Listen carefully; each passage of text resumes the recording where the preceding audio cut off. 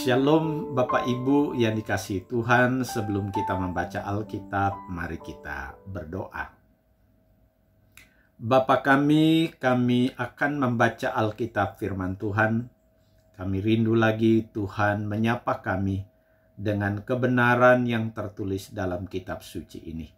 Dalam nama Tuhan Yesus kami berdoa. Amin. Bapak Ibu yang dikasihi Tuhan, pembacaan firman Tuhan pada hari ini terambil dari kitab 1 Tawarikh pasal 21 ayat 1 sampai ayat yang ke-17. Tapi dalam perenungan singkat ini saya membaca untuk kita ayatnya yang ke-17, demikian firman Tuhan. Dan berkatalah Daud kepada Allah, "Bukankah aku ini yang menyuruh menghitung rakyat? Dan aku sendirilah yang telah berdosa dan yang melakukan kejahatan. Tetapi domba-domba ini, apakah yang dilakukan mereka? Ya Tuhan Allahku, biarlah kiranya tangan-Mu menimpa aku dan kaum keluargaku, tetapi janganlah tulah ini menimpa umat-Mu." Bapak Ibu yang dikasihi Tuhan, doa dan pengakuan Daud dalam ayat yang 17 terkait erat dengan kesalahan yang diperbuatnya pada ayat 1 sampai ayat yang ke-16.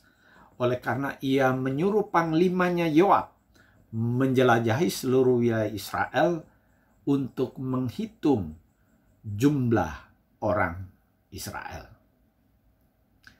Panglima Yoab mengingatkan Daud untuk tidak melakukannya, sebab hal itu akan mengakibatkan hukuman Tuhan, karena perintah Daud bertentangan dengan apa yang telah Tuhan tetapkan bagi Israel dalam Keluaran pasal yang ke-30. Penghitungan jumlah penduduk hanya boleh dilakukan atas perintah Tuhan, sebab umat Tuhan adalah milik kepunyaan Tuhan. Dalam kitab Bilangan pasal 1 dan pasal yang ke-26, Musa menghitung jumlah orang Israel. Tapi perhitungan itu dilakukan oleh karena perintah Tuhan. Lalu apa yang mengakibatkan Daud melakukannya? Bapak Ibu, jika kita memperhatikan catatan dalam kitab Maleakhi pasal 18 sampai pasal yang ke-20, itu kita bertemu dengan kemenangan-kemenangan serta keberhasilan-keberhasilan yang dicapai oleh Raja Daud. Selanjutnya pasal 21 ayat yang pertama mengemukakan bahwa iblis bangkit melawan orang Israel dan membujuk Daud untuk menghitung orang Israel. Dari laporan-laporan ini nampak jelas bahwa semua penghitungan yang diperintahkan Daud terkait dengan hati Daud yang telah melenceng dari apa yang Tuhan kehendaki. Kebanggaan atas keberhasilan menjadikan Daud lupa diri dan merasa bahwa oleh karena dialah semua keberhasilan yang ada, demikian juga keberadaan orang Israel yang sudah merasa nyaman. Terhadap semuanya itu Tuhan memerintahkan Gad untuk memberitahu bahwa hukuman Tuhan akan dialami oleh Israel. Teguran Tuhan melalui Gad menyadarkan Daud. Dan dalam kesadaran penuh, Daud menyampaikan isi hati kepada Tuhan. Sebagaimana kita baca dalam ayat yang ke-17. Dari bagian firman Tuhan ini ada beberapa pelajaran rohani yang perlu kita sikapi. Sebagai warga gereja kita harus waspada. Iblis dapat menjatuhkan kita melalui semua keberhasilan serta kesuksesan.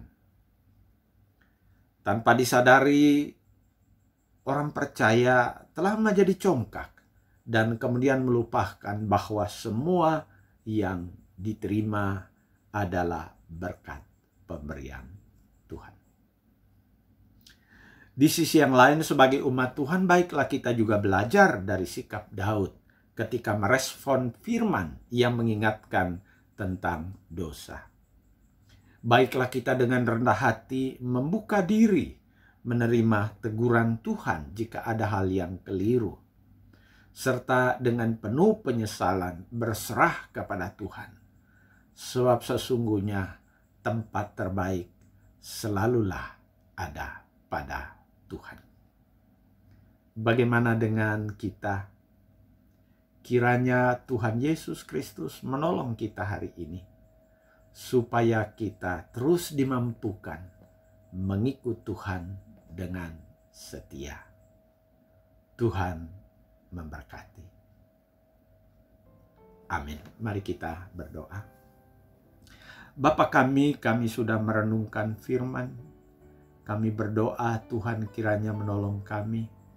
Ampunilah kami jika kami melakukan kesalahan di hadapan Tuhan.